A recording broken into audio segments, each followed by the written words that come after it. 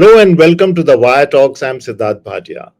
When 104 Indians returned on a long 40-hour flight in a US military plane with their hands and feet in cuffs, the entire nation was outraged. Not just men, but also women were put in cuffs, which was really demeaning. Their crime was that they were undocumented and declared illegal migrants by the American authorities.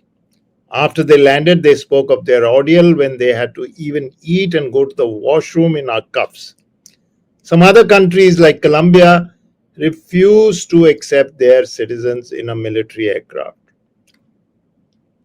The next day, the Indian External Minister Jaishankar said that this was normal US policy, so nothing could be done. Now, Prime Minister Narendra Modi is visiting the US from February 12th to visit Donald Trump. Should he and will he take a stronger stand and protest at this treatment? My guest today is retired Indian diplomat Vivek Katju, who's a regular commentator on world affairs. Vivek Katju, welcome to the Wire Talks. Thank you very much, Siddharth. Thank you. Vivek, how do you think India has handled this entire affair diplomatically? I mean, as a diplomat, what do you think India has done, and what do you think of it in terms of, is something lacking or is it the perfect response?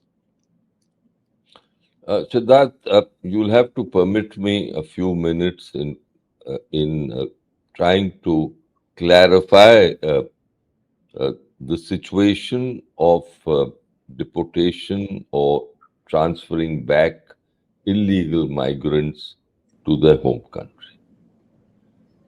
The normal position is that if a country where there is a foreigner is considered by the local authorities to be illegal, they see whether he has documents. The documents verify his nationality. If he has documents and he's there without permission, without a visa, for instance, or he has overstayed his visa, they will contact the embassy of the person concerned and tell the embassy that please ensure that this person goes back. That is standard procedure. Now, in case he is undocumented and he is interviewed by the authorities of the country concerned, and they come to the conclusion, for instance, that he is an Indian, then they will approach the Indian mission and they will say that here is a person, and please we verify. Please take him back. We are certain he is, or we've come to the conclusion that he is an Indian, and there are set procedures that the Indian embassy or consulate or High Commission, the Indian mission, would undertake to establish his national identity. And if after the due process of identification it is found that he is an Indian, then the embassy has a set procedure of sending the person back.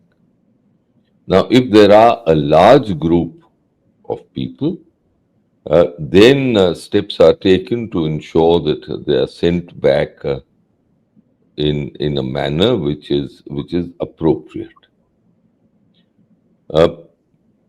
What concerned me deeply with Jaishankar, who I rate very highly as a former diplomat, I think he is a person of erudition. He was a very good diplomat. We've served together in missions. In fact, we served together in Washington. We were both first secretaries together. So I know that he's a person of outstanding merit as a diplomat, and all through his career he's shown that. Because of that, I was, must confess, disturbed and disappointed with his statement in Parliament on the deportation through the military aircraft. the question is not what is the standing operating procedure of the Americans to send back illegal migrants. In their nationality status, of course, the Americans also established with the help of the Indians. The question is whether their standard operating procedure is acceptable to us, and whether their standard operating procedure is in keeping with international norms which other countries follow, and which India itself follows. Uh, in his statement, Jaishankar emphasized what the Americans had said, and that uh, he, in fact, did it quite clearly. What he did not say at all was whether this was valid. He did say that we consider that we want our people to be treated with dignity and we will take it up. And I think a stronger statement to this effect came from the Foreign Secretary when he gave a briefing to the media a couple of days ago, announcing the Prime Minister's visit to France and the United States. So, what was lacking in the Indian response is our own estimate of the validity of the American standard operating procedure. After all, if a country adopts a standard operating procedure which is not improper, then there should be no reluctance in saying that this is improper. Now, if they say that whenever they send back illegal migrants in a flight, they restrain them, then the question arises: is such restraint essential? And if it is considered essential, then what is the nature of that restraint? You've got to go into these questions, and these questions are questions that require discussions and negotiations with the country concerned. And if necessary, you have illegal migrants, you can always ensure that you bring them back in a manner that is in harmony with dignity, because they are Indians. They have broken laws of the host country, and the host country has the right to take action.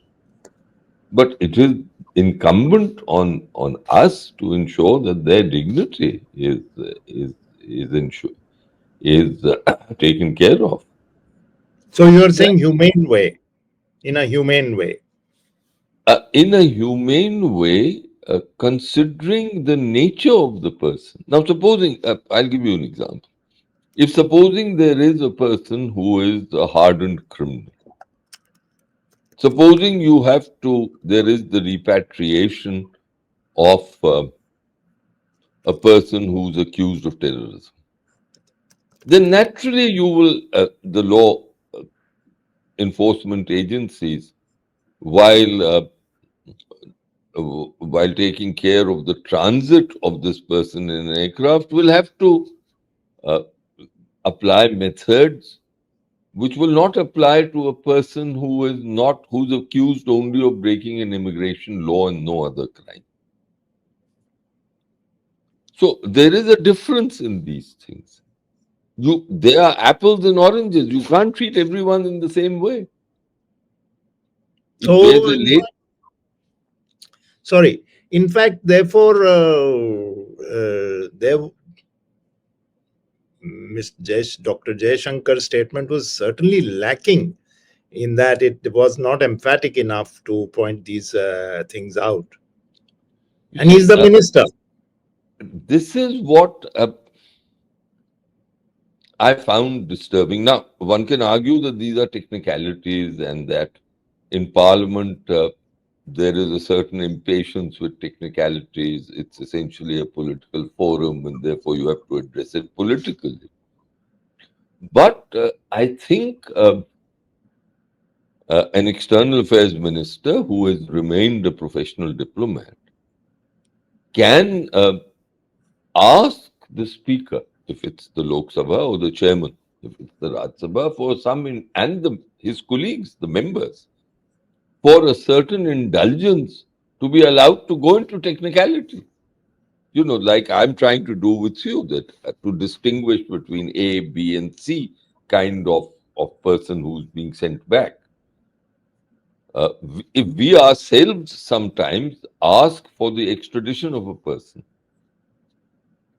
and we send our law enforcement people for the extradition of such a person. Now, when our law enforcement people go, and even if the person comes back on a commercial flight, they can employ methods to ensure that he doesn't create a ruckus on the flight. That's perfectly valid. So you mean to say that one of those technicalities involves not using military aircraft? Uh, Generally, a military aircraft would not be used because a military aircraft per se is a very uncomfortable aircraft.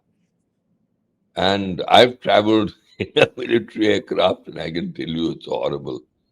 Uh, this was during my career. I was posted in the South Pacific, and one had to go to a particular place, and I had the only way to go was in a local military aircraft, and it was a pathetic journey. So I know those how I spent those 8 hours. And mind you, they tried to. There were South Pacific ministers of South Pacific countries, and their diplomats and senior officials who were there. So they tried to make us as comfortable as possible. And yet uh,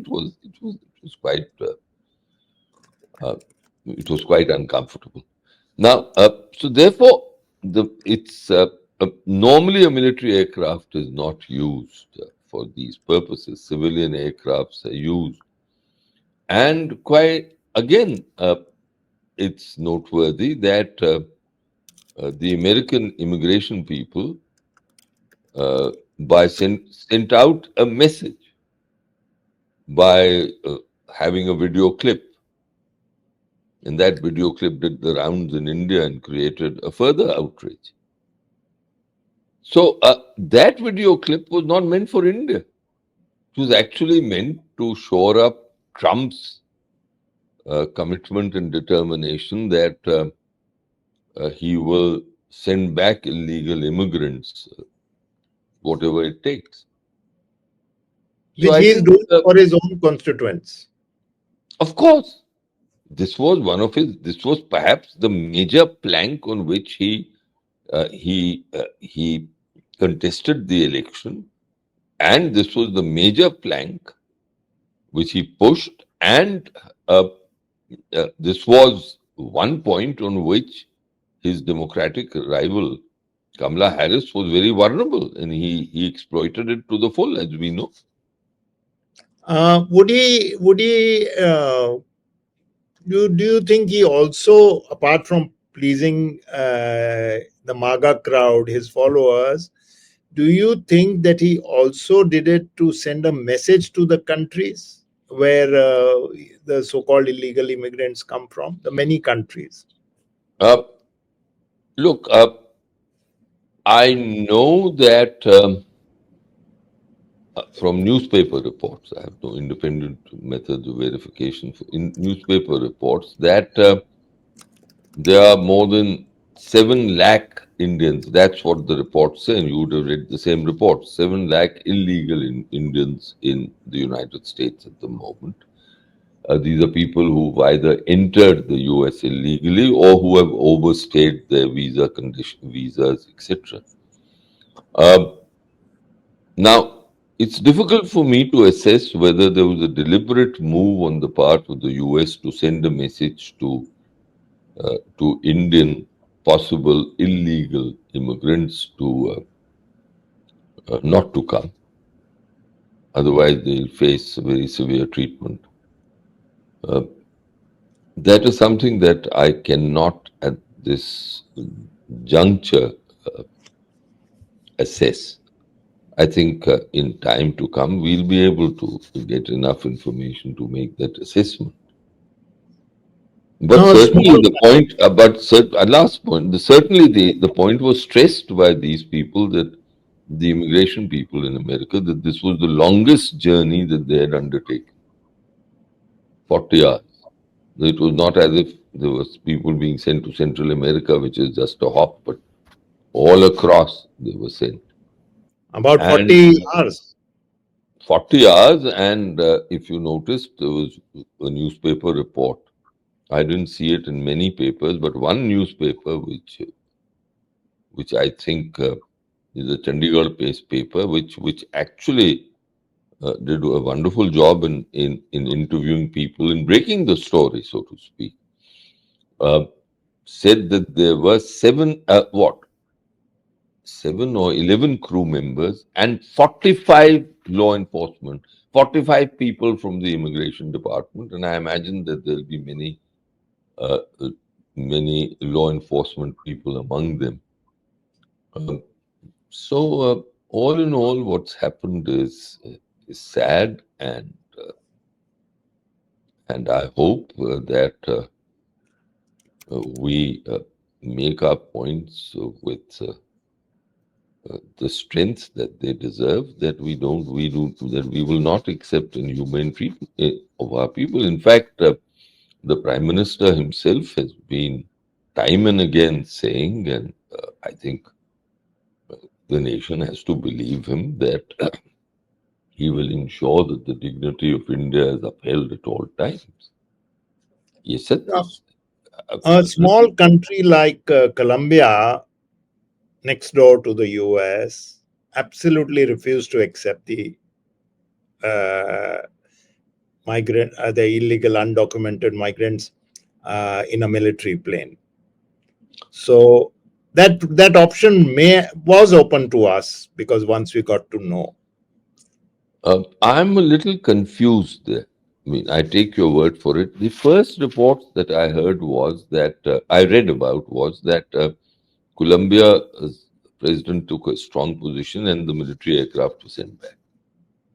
But later there were reports that Colombia too has agreed to accept illegal immigrants. I don't know whether they made it a condition that they will not accept illegal immigrants of Colombian origin if they are sent in on military aircraft. So I'm there's not little so sure. confusion. There's a little I'm also, confusion. I haven't read the second one. So there's a little confusion in my mind, because after a blanket refusal, there was a climb down by the Colombians. Now, what was the negotiation? I have not seen that. So on this, I would refrain to comment. So the ministry has said since that I don't think the ministry was quoted as much as various newspapers saying that sources have told them that, which amounts to the same thing, but still, that sources have told them that the prime minister is likely to bring this up with President Trump.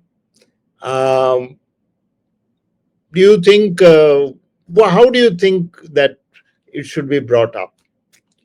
Firstly, whether he will, and secondly, because there is also a lot range of topics to be discussed: tariffs, exports, quicker visas. How and will he bring it up, and how should he bring it up?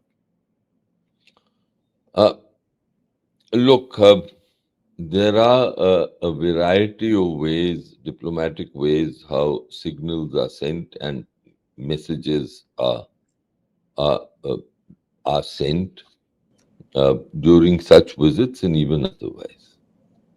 Sometimes leaders discuss it and raise it themselves.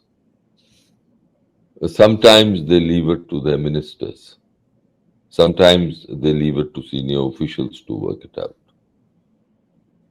For me, the important thing is not whether the prime minister raises it, but the important thing is that we reach an understanding with the United States that our people, when they are sent back with dignity.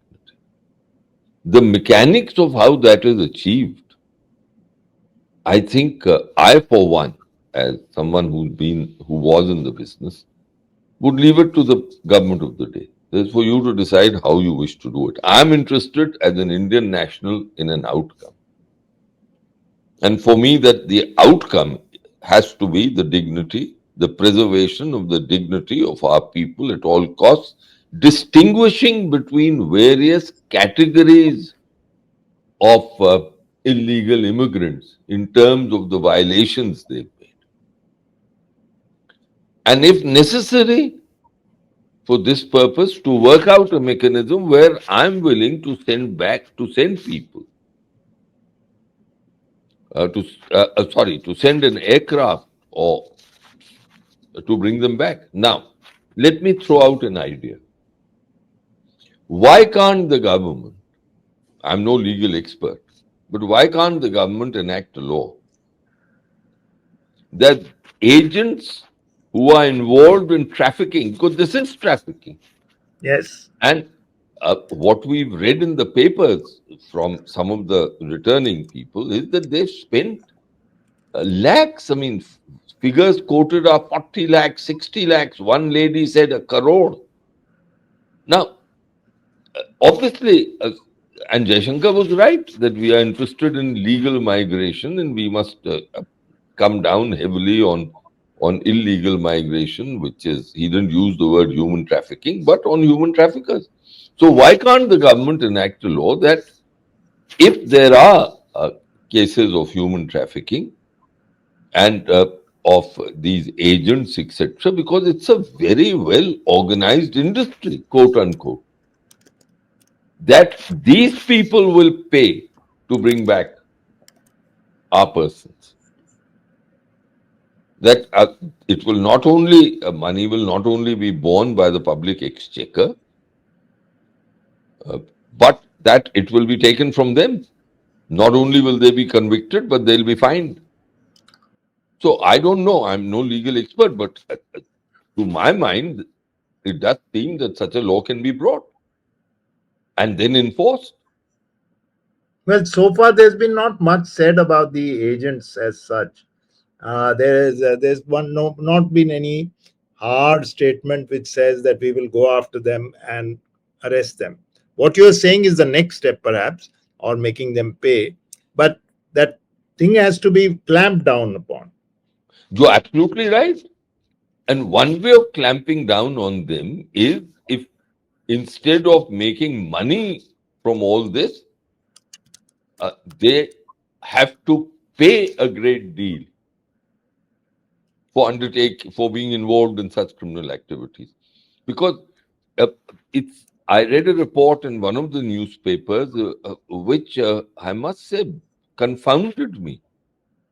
It is something people from the Punjab may know, but I didn't. I don't know whether you picked it up earlier. That there is a folklore being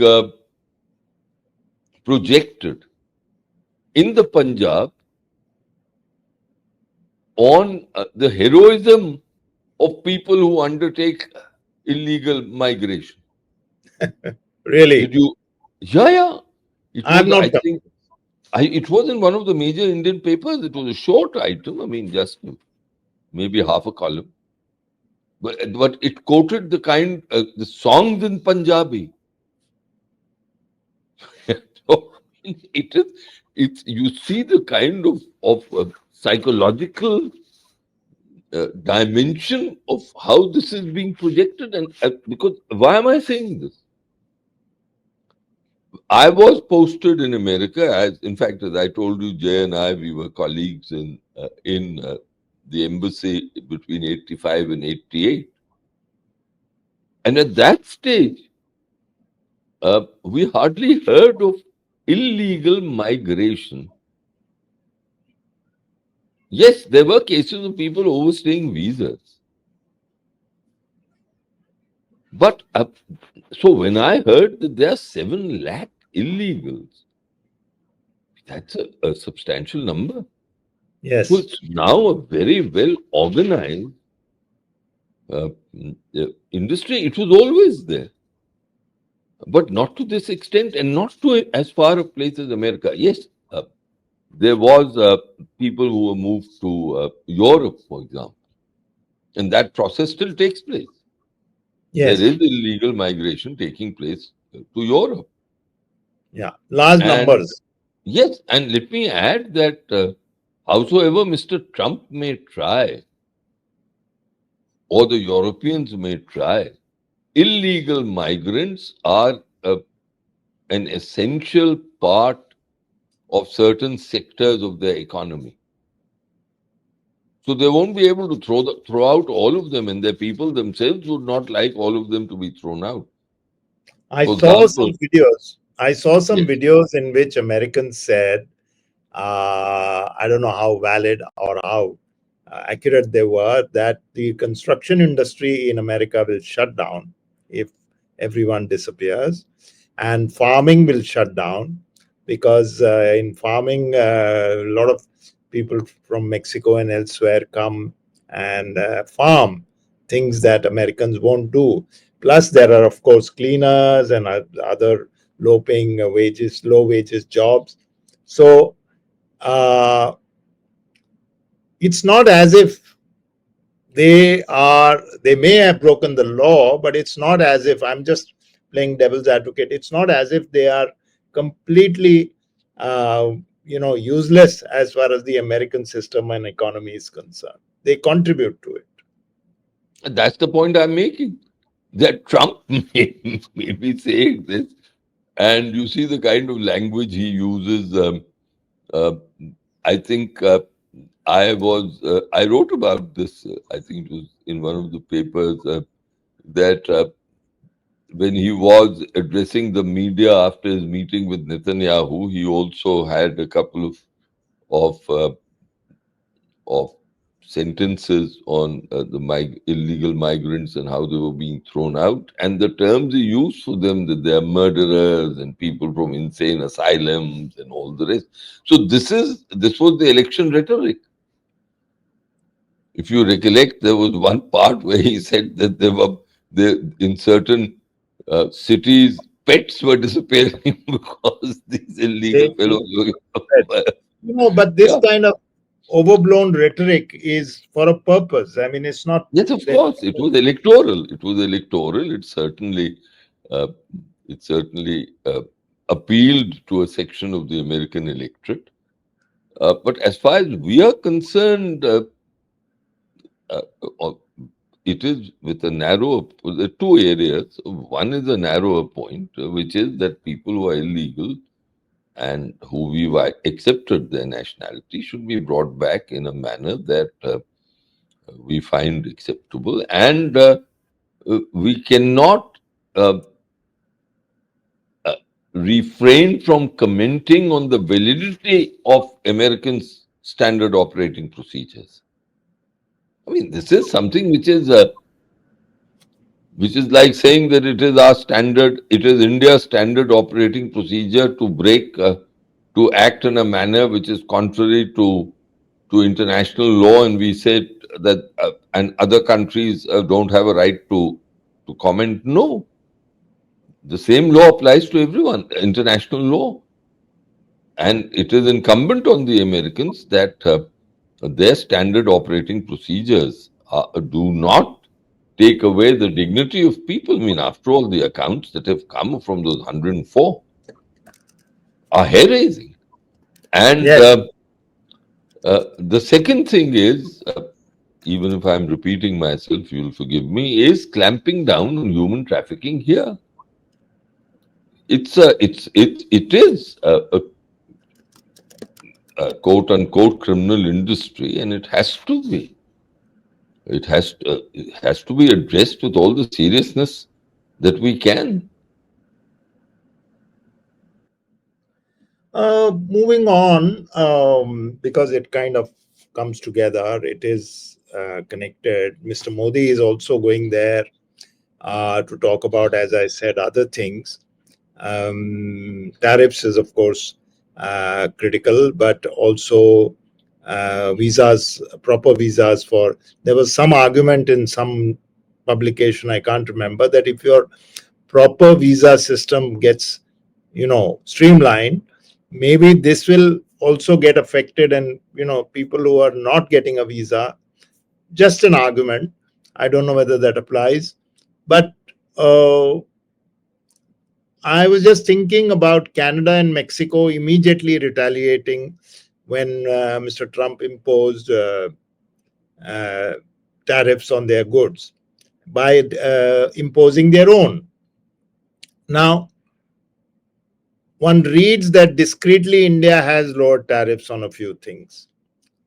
But do you think that it will pay for Mr. Modi to take a hard line in the United States, or at least a line to say we are not pushovers on either the illegal migrants or the economic ties?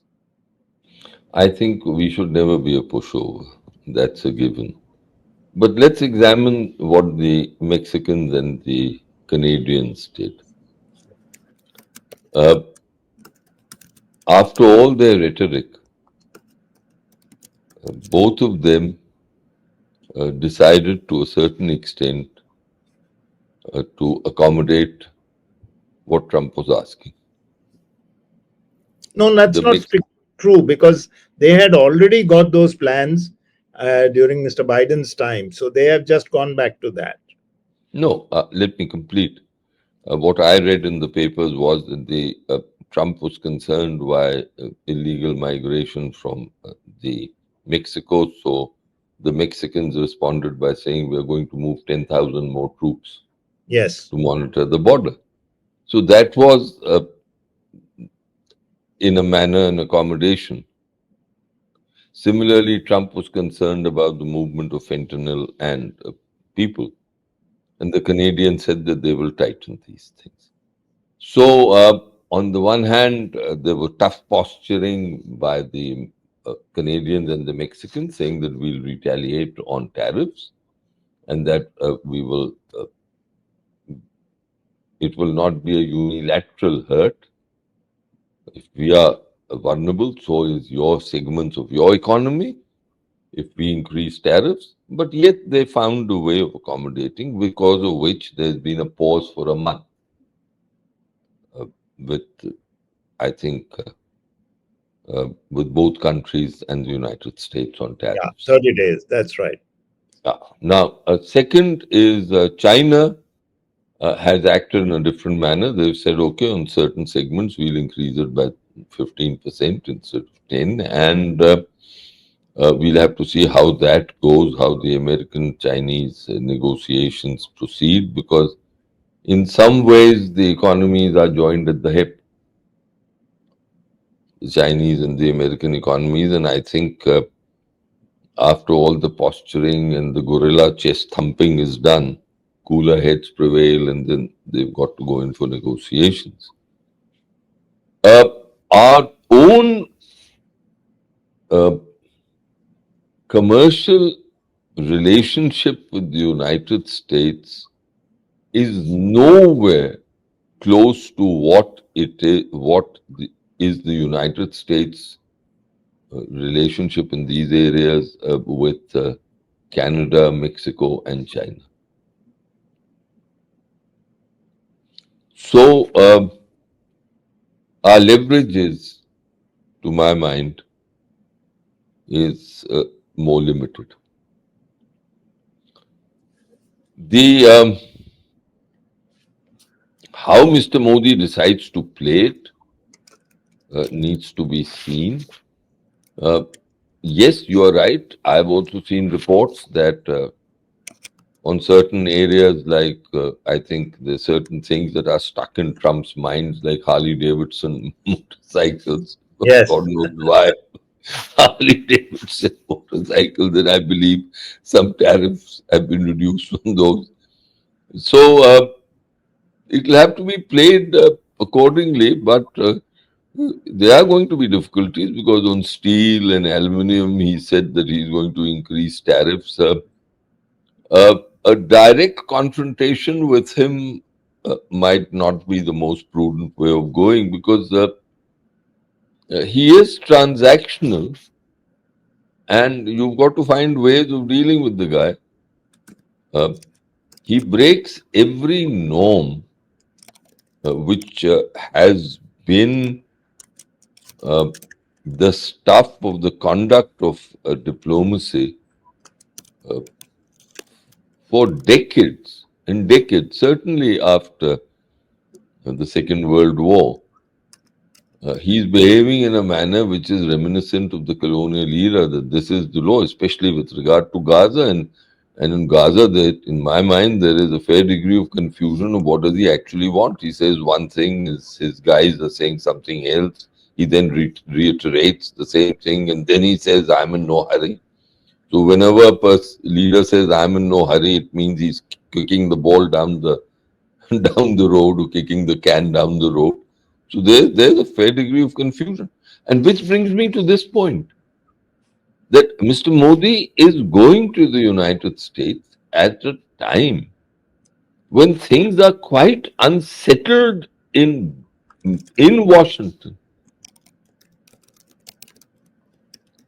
Uh, Both domestically, after all, there is resistance if from no one else, the judicial branch, to some of the executive orders that he's given. And we know that ultimately, whatever the leaders may decide, it are the bureaucracies that have to implement orders.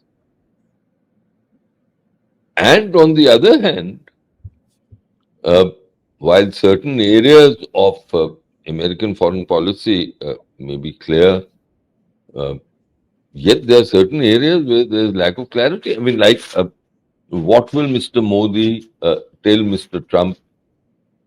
And there will certainly be, I imagine, a joint statement at the end of their discussions. I'll be very curious to see what is the formulation that is used on West Asia, say on Gaza, on the two-state solution, which the international community and which the Americans too formally recognize as far as Israel and the Israel-Palestine issue is concerned. So that the point I'm really trying to emphasize is that he's going at a time when things are quite unsettled. Now, there are two ways of looking. One is that you can go in an unsettled time and try to make an impact on the mind of your interlocutor,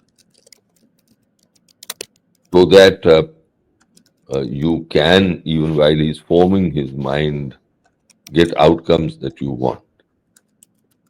The other way of looking at it is that if things are unsettled, then should you go? Because you don't know what will eventually be the outcome of what is an American domestic process, both in terms of formulation of their domestic policies and how they'll execute them, and in terms of their foreign policies and how they'll execute them. Is, is Clearly, our clearly, Mr. Modi has chosen uh, yes, the but first option. is our position on the Middle East and Gaza reconstruction? It's also moved far away from what it used to be. So, as you said, it'll be very, very interesting to see how the formulation emerges. No, but why do you say that? Why do you say that our position has evolved on Gaza reconstruction? Not on Gaza reconstruction, on Israel, I meant. Our position on Israel, our position of clear standing by the Palestinians of the old times, etc. Now, you could argue that things have to change, but somewhere it may be congruent with what the Americans think about Israel too. Look, let's see this in a certain perspective. I'm holding no brief for Mr. Modi here, but our position on West Asia started changing from the time of Mr. Narasimha Rao's prime ministership. When, and I think correctly, when we realized that If the whole world was doing business with both sides, the Arabs and the Israelis, why should we not do the same? And gradually, the relationship with Israel, for good reason, uh, went up, and has in warmed up. critical areas has warmed Yeah. up. No, and it became very crucial in certain critical areas. Now, as far there can be no quarrel with that, but at the same, this also coincided with a couple of decades uh, where the Palestinian issue went into the background, and other issues came up in West Asia. However, the Palestinian issue came up right front and center with that horrible attack, which no one can condone, on 7th October 2023. Ever since then, we have not given up our position on the two-state solution. While uh, also initially keeping quiet on the Israeli response to that terrible attack, which was a terrorist attack, quite clearly. You slaughtered 1,200 people. Uh, but then our position evolved, because if 46,000 people died and the entire Gaza Strip was devastated in the Israeli response, we ourselves started saying that humanitarian concerns can't be overlooked while responding to a terrorist attack of this nature. So, I think, despite the great sympathies that certain sections of our opinion have with Israel, as far as the government is concerned, its position has been more nuanced and has evolved since 7th October 2023. So it'll be interesting to see what is the formulation that emerges on this issue following the talks between Prime Minister Modi and Does the President. formulation necessarily have to agree, or the formulation can be something in which it indicates that both sides took slightly different positions? Well, the preference of my own experience is this, that the preference of negotiators is always to come to a common language, uh, especially if there are issues of this nature. But sometimes it's impossible to come to a common language, and then there are two options. The first is not to mention it at all, which is an option which I think will be very difficult to take. So in that case, then formulations are found where uh, you say that the president, prime minister said this, and the president said this, so that uh, both formulation, the viewpoints of both sides come in, and while doing so, an attempt is made to show that uh, there was no stridency, or there was, it wasn't a conflictual kind of, or a confrontational approach, but that both sides have different views, and as two sovereign countries, and we can hold different views, and yet in other areas there's commonality of interest. So it depends on how you play it. I think, as you said, Mr. Modi is going there not at only at an unsettled time, but a very interesting time. He's the third world leader to be meeting Mr. Trump after the election, after Benjamin Netanyahu and the Japanese Prime Minister.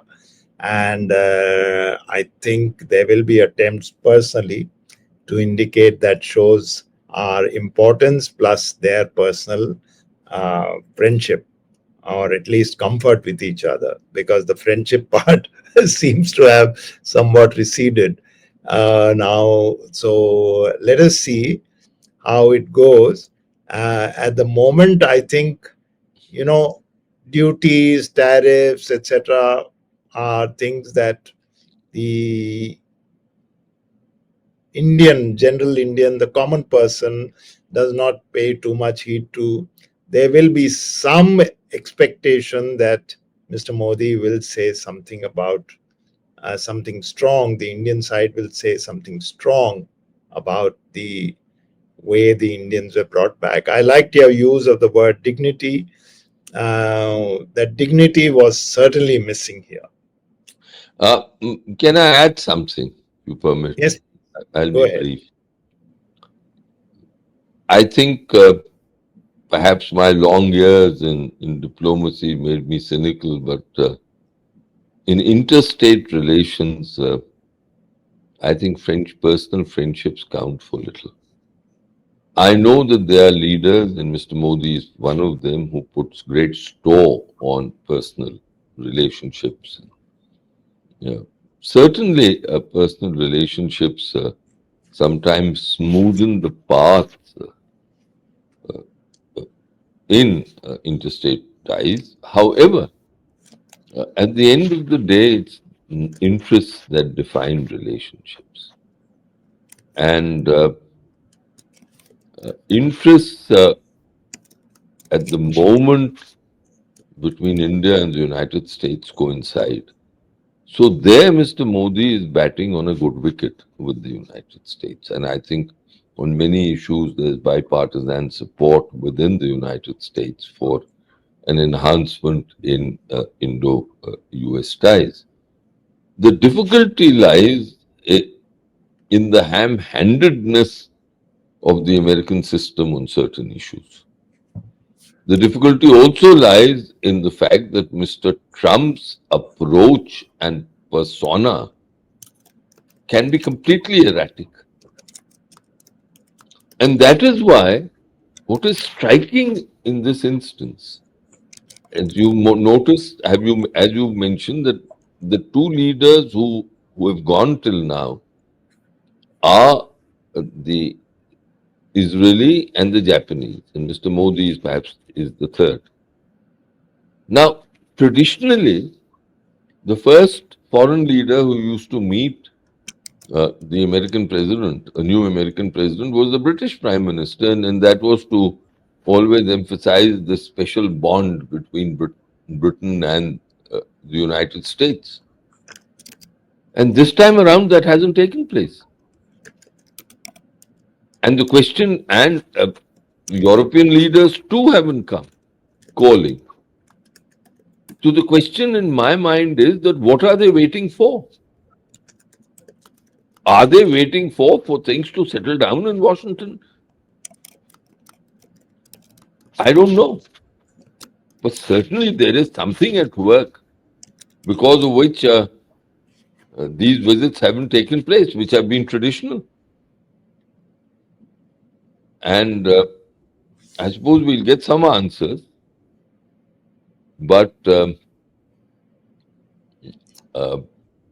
yes, you are right. There'll be some people in the country who will see how Mr. Modi addresses this issue of how the Indians were brought back. But as I told you, there are now numerous ways of addressing it, and outcomes are going to be important. So let's see what he does. My own experience is that in these interactions, Mr. Modi seldom takes a confrontationist approach. If you see the record of Mr. Modi's meetings since 2014 with his foreign interlocutors, uh, I can't recollect a time when he took a confrontationist approach in meetings. Which doesn't mean that Mr. Modi or the government can't send out very strong signals through other means. Uh, and we can't prescribe to a leader how he should send out a strong signal. Different leaders have different methods of sending out strong signals. But to come back, And I'll end with what I started. I think I was disappointed and deeply disturbed with the External Affairs Minister's statement in Parliament, Yes, I where remember. he explained the standard operating procedures of the Americans.